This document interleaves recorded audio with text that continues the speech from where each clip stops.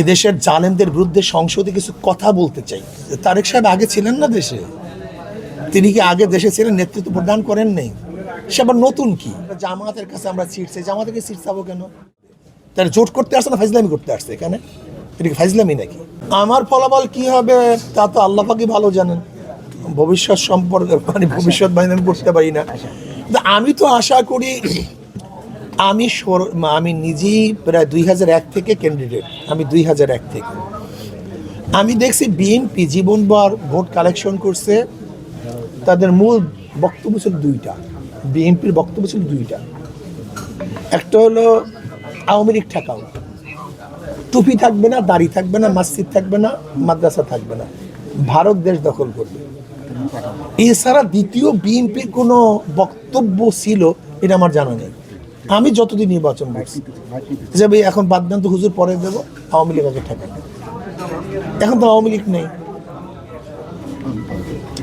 এখন তো তারাই ইসলামের বিরুদ্ধে বক্তব্য দেয়, আবার কথাও বলে।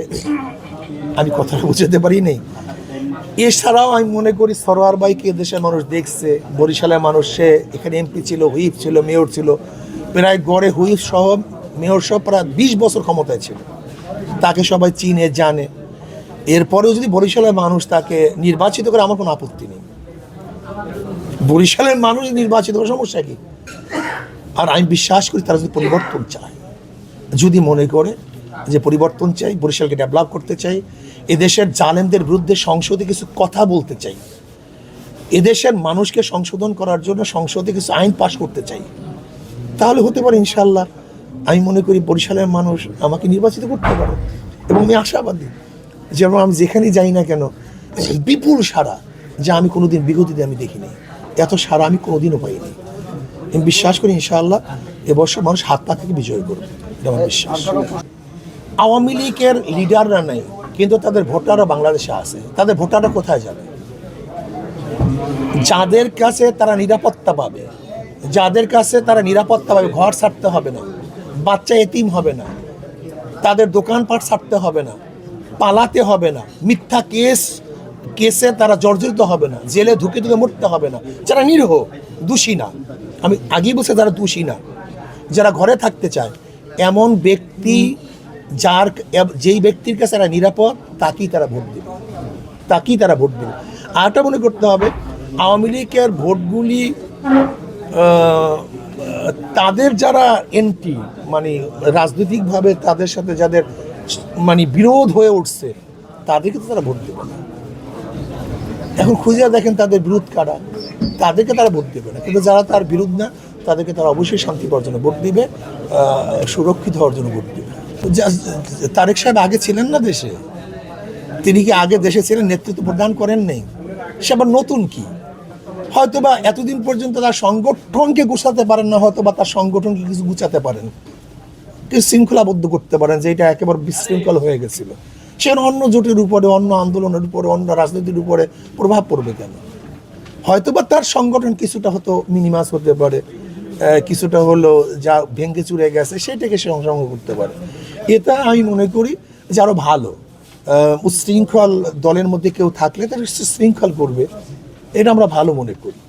আমরা মনে করি যারা আমরা নির্বাচনে অংশগ্রহণ করব, কেউ যেন উচ্ছৃঙ্খল না হয়, প্রত্যেকে সমর্মিতার সাথে, মহব্বত ভালোবাসার সাথে নির্বাচন করি, অবস্থানের সাথে, এটা আমরা চাই। প্রশ্ন এবং জবাব দেওয়ার কালীন অবস্থায় এখন পর্যন্ত এক বাক্স নীতিতে আমরা এখন পর্যন্ত ঠিক আছে। যদি কেউ মুনাফিকি না করে, অতি উৎসাহী না হয়, লোভী না হয়, ক্ষমতার পাগল না হয়, ইসলামকে ক্ষমতায় নিতে চায়, তাহলে এখন পর্যন্ত ঠিক থাকবে। কারণ এক বাক্স নীতিটা তো আসলে পীর সাহেব চরমনে ঘোষণা করেছেন, এর আগে তো কেউ ঘোষণা করেন। এখানে একটা অনেকে প্রশ্ন করে জামাতের কাছে আমরা সিট চাই, জামাতকে সিট চাবো কেন? আমরা কি জোট করছি কারোর সাথে যে অমুকের সাথে সিট চাবো? এটা সাংবাদিকরা কিন্তু এটা মারাত্মক ভুল করতেছেন আপনারা। কিন্তু জামাতের কাছে আমরা কেন সিট চাবো? এই নীতি তো আমরা দাঁড় করছি, যে এক বাক্সর নীতি বাংলাদেশে প্রথম কে ঘোষণা করছে? ইসলামী আন্দোলন বাংলাদেশ।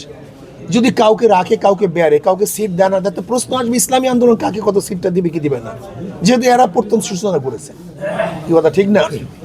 কিন্তু এখানে তো কাউকে সিট দিবে না, এখানে আমরা সবাই সমঝোতার ভিত্তিতে সিট নেব। একটা অ্যালায়েন্স করবো, যে যেখানে ভালো, যে যেখানে অবস্থান ভালো, সেখানে আমরা কীভাবে বলবো এত সিট এইরকম অ্যালায়েন্স তো আমরা করি নেই, এই জোটই তো আমরা করি নেই।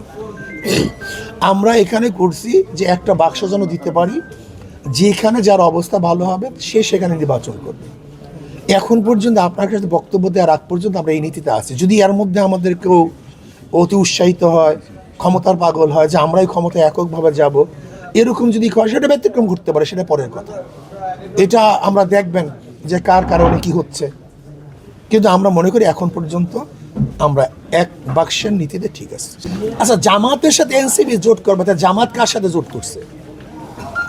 একটা প্রশ্ন আছে কি নেই? জামাত যদি 8 দলের সাথে থাকে, তা এনসিপি এককভাবে জামাতের সাথে জোট করে কিভাবে? একটা প্রশ্ন নাই কি? যদি জামাতের সাথে এনসিপি করে, তা জামাত কার সাথে জোট করছে? এখানে প্রশ্ন হতে পারে যে এনসিপি 8 দলের সাথে আসবে কি আসবে না। কিন্তু দেখেন আমাদের প্রশ্নগুলি, আমাদের বক্তব্যগুলি কেমন যেন এদিক ওদিকে চলে যাচ্ছে।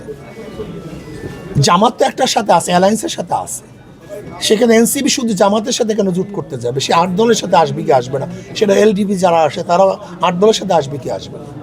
কাজে এই প্রশ্নগুলি আমরা এমনভাবে না করি যেন আমাদের বিঘ্নতা ঘটে, আমাদের কাজের, আমাদের জোটের জন্য বিঘ্নতা না ঘটে। আমি এটা বলবো, যদি এনসিপি আমাদের শর্ত সারায়াত মেনে আসতে চায়, ওয়েলকাম, আসতে পারে, সমস্যা নেই।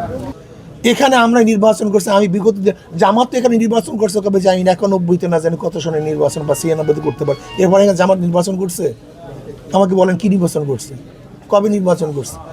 91-তে বা 96-তে? 96-তে করছে কি না?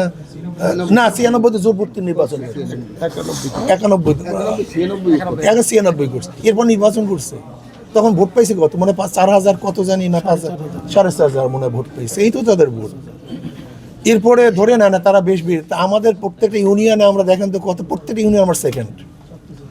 মেয়র নির্বাচনে ভোট দেয় নাই, তারপর আপনারা সবাই বলছেন হুজুরি নির্বাচিত হইতো, সবাই বলছেন এটা।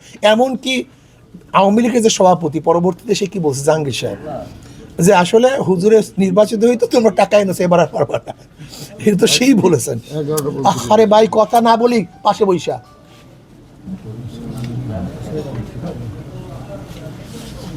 এটা হলো দেখা যায় যে আমাদের নির্বাচন, এরপর আমি নির্বাচন করছি, তা আমাদের ভোট কত ছিল? মেয়র নির্বাচন পার্সেন্টেজ কত ছিল? আমি নির্বাচন এককভাবে করছি, আমরা তো কোনো জোটের সাথে করিনি, তখন আমাদের পার্সেন্টেজ কত ছিল? ধরেন এই 17 বছর বা তার বেশি পর্যন্ত আমরা বরিশালে কাজ করি, এখানে আমার বাপ দাদা সহ সবাই আমরা কাজ করি। আমাদের ইউনিয়ন নির্বাচন, মেয়র নির্বাচন সহ আমরা যে ভোটে আছি, তাতে জানি না, আমি কাউকে ছোট মনে করতেছি